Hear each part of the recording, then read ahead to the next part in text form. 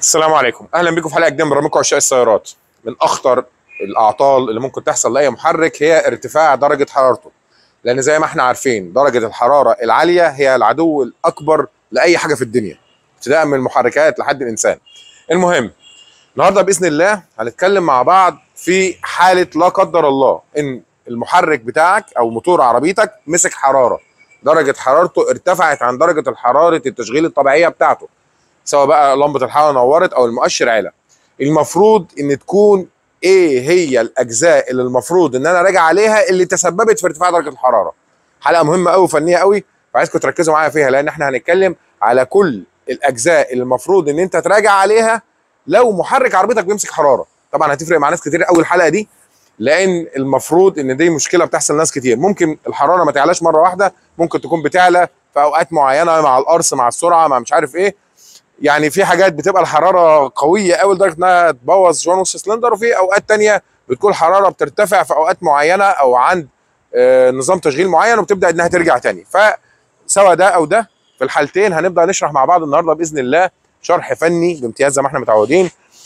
ايه هي الاجزاء اللي المفروض ان انا راجع عليها اللي ممكن تكون بتسبب مشكله ارتفاع درجه الحراره.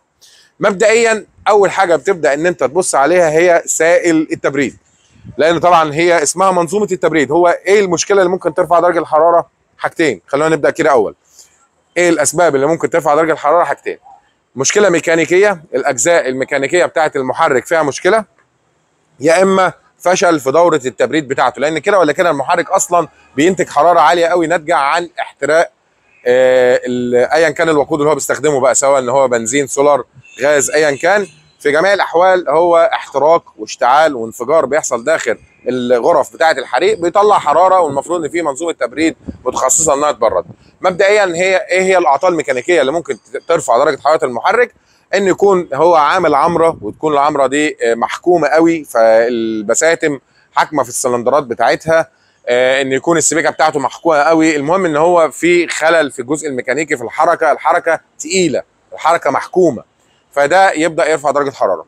الحاجه الثانيه انه يكون في فشل في دوره التزييت، برضو لو دوره التزييت بتاعتنا فيها مشكله ده برضو هيرفع درجه الحراره.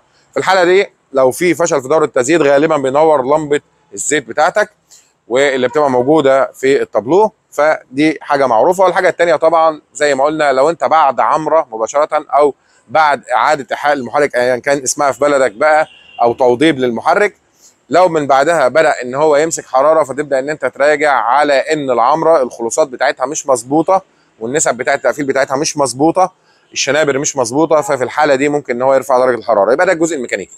طيب تعالى بقى للجزء اللي مسؤول عن دوره التبريد، ودي اهم نقطه.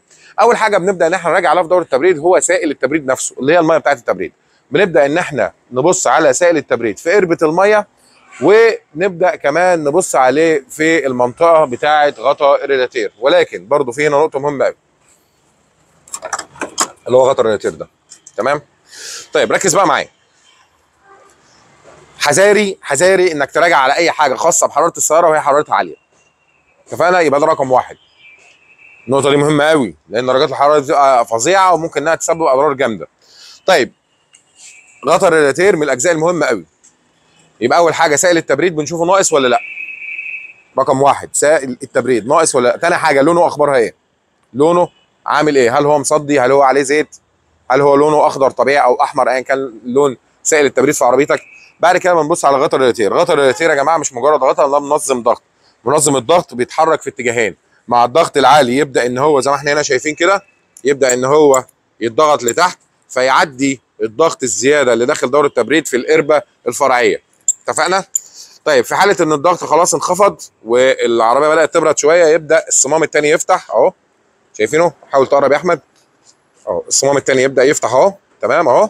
فيبدا ان هو يسرب الميه يدخلها ثاني داخل دوره التبريد.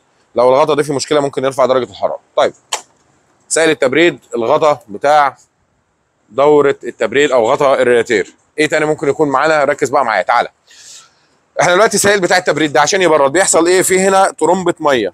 طرمبه الميه دي وظيفتها ان هي بتاخد حركه من مجموعه السيور، سواء بقى من سير المجموعه او من سير الكتينه او من اللي هو التايمنج بيلت، ده على حسب طبعا نوع التصميم بتاع المحرك. في الحالتين هي وظيفتها ان هي تلف كده، فتبدا انها تقلب الميه، تبدا تعمل اندفاع للميه، يحرك الميه من حوالين غرف الحريق، ويبدا ان هو يوصلها للريلاتير في الامام، فيبدا ان هو يبرد الميه وتبدا انها تعيد دورتها تاني. طيب لو فرضنا ان رمبه الميه زي ما احنا شايفين هنا كده بالوضع ده، طبعا اكيد كده خلاص شكرا، هي مش هتقدر انها تقوم بوظيفتها لان خلاص هي اتاكلت، وده ناتج عن الصدى. هنغيرها. يبقى اول حاجه زي ما قلنا غطا الريلاتير، ميه التبريد، عندنا كمان ترمبه الميه. بعد كده بنبدا نبص على ترموستات الكوعه اللي هو ده. المفروض ترموستات الكوعه ده وظيفته ايه؟ هو عباره عن بوابه حراريه، بوابه حراريه، هو وظيفته كده. بيبقى موجود هنا على البلوكه، تعال مفرجك على مكانه. بيبقى موجود هنا كده على البلوك، هنا كده على جسم المحرك نفسه، على بدن المحرك نفسه. وظيفته ان يفضل قافل على الميه زي ما هو عامل كده دلوقتي طول ما العربيه بارده. تاني، طول ما المحرك بارد، درجه الحراره بتاعته اقل من درجه الحراره بتاعه التشغيل الطبيعي بتاعته، فهو في الحاله دي مش هيفتح، هيفضل قافل. اتفقنا؟ وقت ما يوصل درجه حراره التشغيل الطبيعيه بتاعه المحرك يبدا ان هو يتخطاها، فيبدا ان هو يفتح ويسمح بمرور الميه اللي المفروض ان الترمبه بتقلبها وبتضغطها، يبدا يسمح ان هي تعدي وتبدا تدخل على الراديتير تتبرد عن طريق الحمل بقى الحراري، يبدا يتنقل للهواء ويبدا ان هو ترجع الميه تاني تدخل تبرد تاني بعد ما درجه حرارتها انخفضت. تعالى هنا بص كده معايا. ترموستات القاعه هتلاقي هنا مكتوب عليه رقم اهو، كل ترموستات طبعا بيبقى له رقم معين. ده الرقم اللي هو بيفتح عنده 82 درجه مئويه، ده نظرا لان العربيه دي كوري، العربيات الكوري والياباني غالبا بتبقى 82 درجه، العربيات الاوروبي بتبقى اعلى من كده، ممكن توصل ل 90 وفوق 90، وبعض العربيات الصيني اللي بتاخد نفس نظام التبريد بتاع العربيات الاوروبي، ودي حاجه مش ظريفه عندنا، الاحسن ان هو يفتح بدري. طيب ركز بقى معايا تاني، احنا تاني ميه تبريد، غطا الراديتير، ترمبه الميه، ترموستات الكوعه. ايه تاني كمان ممكن يكون معانا بيسبب درجه الحراره؟ وده بقى في حاله ان هو يكون في مشكله تبدا الحراره تزيد عند نقط معينه، يعني مثلا عند سرعه عاليه، لما تتزنق مثلا في اشاره، لما تضغط على المحرك تبدا الحراره تعلى، في الطبيعي ما بتعلاش. في الحاله دي غالبا بيكون الريديتور اللي هو في وش هنا العربيه، الريديتير. الريديتير ده وظيفته ايه؟ ان بيدخل له الميه عن طريق الخراطيم. تعالى هنا معايا. الميه بتبدا انها تدخل هنا من الريديتير، تبدا انها تلف فيه جواه، وتبدا انها بعد ما تبرد تبدا تاني تدخل على المحرك تاني تبرد وتلف تاني الدوره كامله. خلاص، الريديتور اللي هو هنا ده. تمام؟ طيب الريديتير بقى يا جماعه ده لو الريش بتاعته مقفوله، الهواء ما بيعديش منها، برده مش هيبرد كويس. لو المسارات اللي جوه، طبعا الترومبه اللي هي طالعه مصديه كده، وكمان هنا ترموستات اللي طالع مصد بالوضع ده، فاكيد الريلاتير من جوه المسارات بتاعته بتبقى مسدوده مقفوله، فما عادش يبرد كويس. المفروض ان في هنا مسارات بالطول كده بتسمح بمرور الميه ان هي تعدي هنا في الوش بتاع العربيه، تتبرد من الهواء بتاع الطريق ومن مروحه التبريد، وتبدا ترجع تاني تلف جوه المحرك. اتفقنا؟ تمام. طيب لو فرضنا بقى حضرتك ان الريش دي بتاعه التبريد مسدوده او المسارات مسدوده، مفيش تبريد هيحصل، وبالتالي درجه الحراره تبدا ترفع. في الحاله دي لما بيكون سدد جزئي درجه الحراره بتبقى مستقره في العادي، ما بتظهرش ولا بتعلى معانا الا مع تكييف بقى بتشغله، مع حمل حراري بتزوده، مع يوم حر، مع سفر، مع بترفع درجه حراره المحرك ان انت ماشي على سرعه 100 120 وطالع فيما فوق، انت كده بتزود حمل حراري، فيبدا ان هو الريديتير مش قادر يبرد، فيبدا يحصل معاك المشكله وتحس درجه الحراره انها بتزيد معاك. تمام. ايه كمان معانا في دوره التبريد وممكن ان هو يسبب مشكله؟ مروحه التبريد. تعال هنا بص معايا. المفروض تاني ترمبه الميه، خليك معايا هنا اهو، ترمبه الميه بتلف تقلب الميه، والميه منسوبها كويس مفيش فيها مشكله. الترموستات سخنت ففتحت علشان تعدي دوره الميه تتبرد، الميه راحت على الراديتير عدت فيه علشان تتبرد. طيب عدت عليه وفي نفس الوقت المروحه ما دارتش. المروحه دي قد تكون المشكله فيها ان هو يكون الشربون بتاعها فيه مشكله فما بتلفش كويس، الاكس بتاعها ناشف فما بيلفش كويس. طيب ممكن يكون اصلا الكتاوت بتاعها فاصل او تقيل، ممكن يكون ان الدوائر بتاعتها كمان فيها مشكله. تعال بص هنا كده معايا.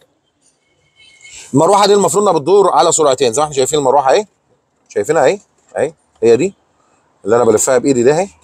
طبعا حذر انك تمد ايدك فيها والعربيه دايره خلاص، او هي سخنه عامه يعني. المهم المروحه دي يا جماعه المفروض ان هي وظيفتها بقى انها تمرر هواء سريع علشان يبدا ياخد الحراره ويشتتها، ويبدا الهواء يمتص درجه الحراره اللي موجوده هنا في البدن بتاع الراديتور اللي هو امتصها بالتالي من الميه بتاع التبريد، ويبدا ان هو يشتتها بعيد عن المحرك. ركز بقى معايا، لو المروحه دي ما دارتش في ميعادها كويس، لو المروحه دي مش بتدور السرعه الثانيه، لان خلي بالكم اغلب السيارات بيكون فيها سرعتين للمروحه، سرعه عاديه والسرعه الثانيه العاليه في درجات الحراره لما بتعلى قوي تبدا انها تزيد سرعتها. لو في عندك مشكله في واحده من الاثنين دول، بالتالي هيحصل معاك مشكله في حراره المحرك. غالبا يا جماعه دي المشاكل الاساسيه، دي المشاكل الاساسيه. في مشكله يعني اخيره ولكن دي بتبقى مستبعده قوي لان ده عطل نادر، ان يكون في عندك مشكله في كنترول العربيه نفسه. الكنترول ما بيديش اوامر ان المروحه تدور في بعض الحالات، ولكن دي حالات بتكون نادره شويه. بالتالي دي كده تقريبا كل الاسباب او كل الاجزاء الميكانيكيه والكهربائيه اللي انت ممكن ان انت تراجع عليها في حاله ان درجه حراره المحرك عندك بترتفع. اتفقنا؟ حلقه مهمه قوي، حاولوا ان انتوا بقى تشيروها لناس كتير عشان ناس كتير تستفاد المعلومه. حاول لو عجبتك تدوس اعجاب، وكمان حاول ان انت تشترك في القناه عشان تشوف اكتر من 1000 فيديو في كل ما يخص مجال السيارات. اشوفكم باذن الله على خير في تريكات فنيه جايه كتير وحلقات جايه اكتر، سلام عليكم.